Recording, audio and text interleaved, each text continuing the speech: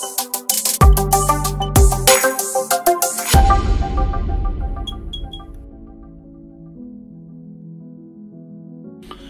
नमस्कार, स्वागत है आपका अपने YouTube चैनल इन्फो ज्ञान पे एक PACL के न्यू अपडेट के साथ। दोस्तों आपको बता दें PACL के अंदर जो लास्ट डेट है वो 30 अप्रैल है। अभी जो इसमें सिर्फ 15 डेज और बचे हैं।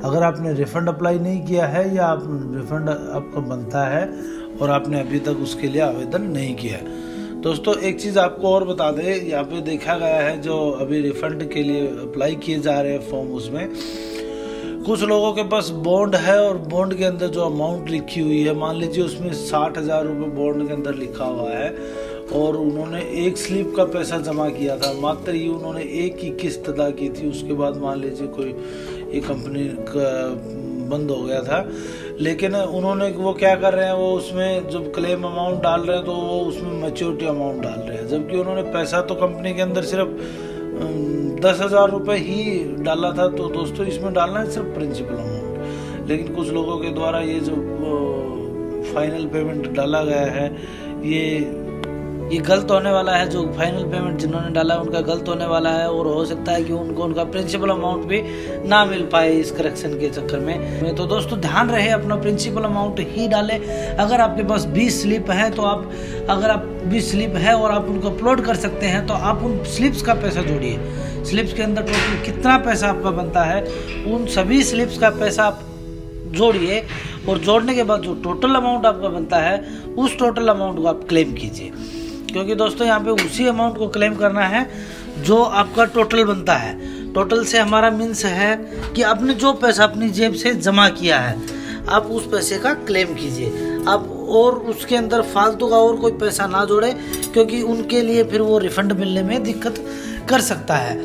इसके बाद दोस्तों बात करते हैं जिनके बॉन्ड वगैरह स्लिप वगैरह गुम हो गई है या जो भी अदर हैं। तो दोस्तों अगर आपके पास पूरे डॉक्यूमेंट्स अवेलेबल हैं या आपके जितने भी डॉक्यूमेंट्स हैं वो आप सभी आपके पास अवेलेबल हैं जिसके द्वारा ये रिफ़ंड किया जाना है, तो ही आप रिफ़ंड अप्लाई करें। अगर आपके पास डॉक्यूमेंट नहीं है तो आप रिफ़ंड अप्लाई ना करें। आप गलत डॉक्यूमेंट डाल के रिफ़ंड अप्लाई ना करें, क्योंकि दोस्तों ये सभी डॉक्यूमेंट्स चेक होने हैं। पैसा उन सभी को मिलना है जिनका रिफ़ंड पेंडिंग है, जिनका कंपनी के द्वारा सेबी के द्वारा कहा गया है कि पैसा सभी को मिलेगा और सभी को प्रिंसिपल अमाउंट मिलेगा।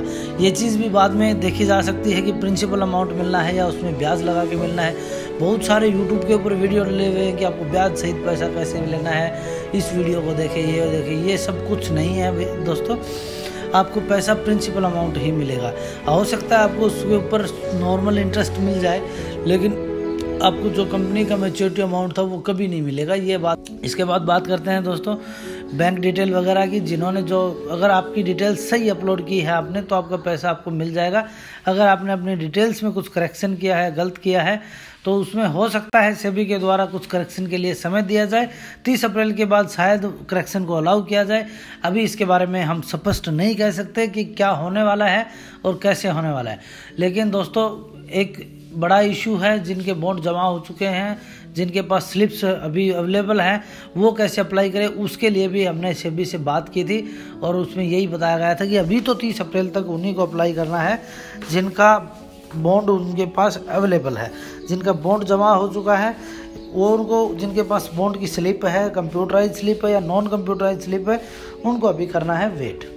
एक बात और बता दें दोस्तों आपको कि PACL में जो फॉर्म आपने अप्लाई कर दिया है, अगर आपने उसमें फाइनल सबमिट कर दिया है तो आप उसमें करेक्शन नहीं कर सकते हैं। जब तक आप फाइनल सबमिट ना करें, जब तक आपको पूरी तरह से श्योर ना हो कि आपके द्वारा डाली गई डिटेल्स ठीक है, आप उनको क्रॉस चेक करें, उसके बाद ही फाइनल सबमिट करें।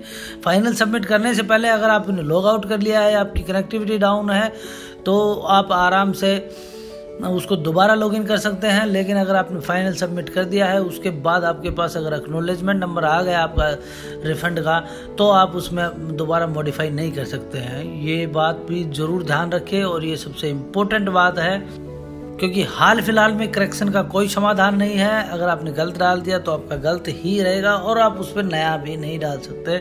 आप एक रजिस्ट्रेशन नंबर से दोबारा अप्लाई नहीं कर सकते। और दूसरी चीज़, आप अपना पासवर्ड अपने पासवर्ड को नोट करके रखें, याद करके रखें। हो सकता है आगे करेक्शन की जा सके या आपके पासवर्ड की ज़रूरत पड़े आपको, और आपके पासवर्ड की ज़रूरत पड़ भी सकती है। इसलिए दोस्तों अपने करेक्शन संभव नहीं है, ये बात ध्यान रखें और किसी तरह की कोई बहकावे में ना आए।